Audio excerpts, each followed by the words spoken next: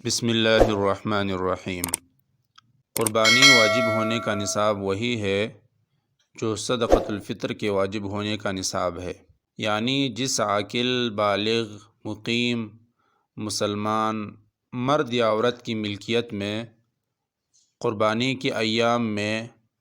قرض کی رقم منہا کرنے کے بعد 7.5 تولہ سونا یا 52.5 تولہ چاندی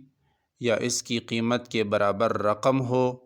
یا تجارت کا سامان ہو، یا ضرورت سے زائد اتنا سامان موجود ہو جس کی قیمت 52.5 تولہ چاندی کے برابر ہو،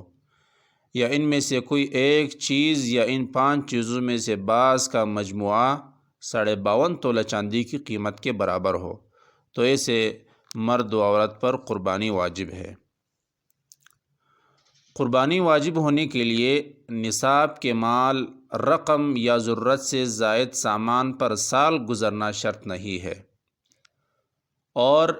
اس کا تجارتی ہونا بھی شرط نہیں ہے۔ ذی الحجہ کی 12ویں تاریخ کے سورج غروب ہونے سے پہلے اگر نصاب کا مالک ہو جائے تو ایسے شخص پر قربانی واجب ہے۔ ضرورت اصلیہ سے مراد وہ ضرورت ہے جو جان اور آبرو کے متعلق ہو، یعنی اس کے پورا نہ ہونے سے جان یا عزت و آبرو جانے کا اندیشہ ہو، مثلا کھانا پینا، پہننے کے کپڑے، رہنے کے لیے مکان، اور اہل صنعت و حرفت کے لیے ان کے پیشہ کے اوزار ضرورت اصلیہ میں داخل ہیں۔ اور ضرورت سے زائد سامان سے مراد یہ ہے کہ وہ چیزیں انسان کے استعمال میں نہ ہوں، اور یہ بات معلوم ہے کہ ہر انسان کی ضروریات اور حاجات عموماً دوسرے سے مختلف ہوتی ہیں،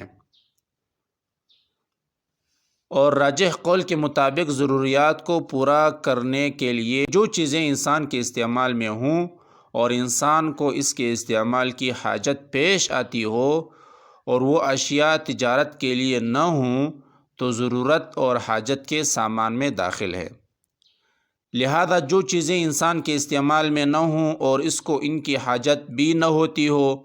تو وہ ضرورت سے زائد سامان میں شامل ہے۔ قربانی کے نصاب میں اس کی مالیت کو شامل کیا جائے گا۔ چنانچہ اگر کسی کے پاس 12 جوڑے ہوں اور وہ سب اس کے استعمال میں ہوں تو قربانی کی نصاب میں اس کی مالیت کو شامل نہیں کیا جائے گا۔ اسی طرح کسی کے پاس 2 گاڑیاں ہوں اور دونوں گاڑی اس کے استعمال میں ہوں تو اس کی مالیت کو بھی قربانی کے نصاب میں شامل نہیں کیا جائے گا۔ اس کو نہیں دیکھا جاتا کہ اس کے پاس تو ضرورت کا سامان بہت ہے اور دوسرے لوگوں کی ضروریات اس سے کم میں پوری ہوتی ہیں، اس کو نہیں دیکھا جاتا۔ ہر انسان کے استعمال اور ضروریات دوسرے انسانوں سے مختلف ہوتی ہیں،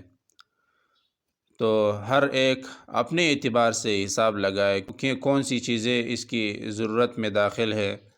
اور کون سی چیزیں اس کی ضرورت میں داخل نہیں ہے۔ وآخر دعوانا ان الحمد للہ رب العالمین۔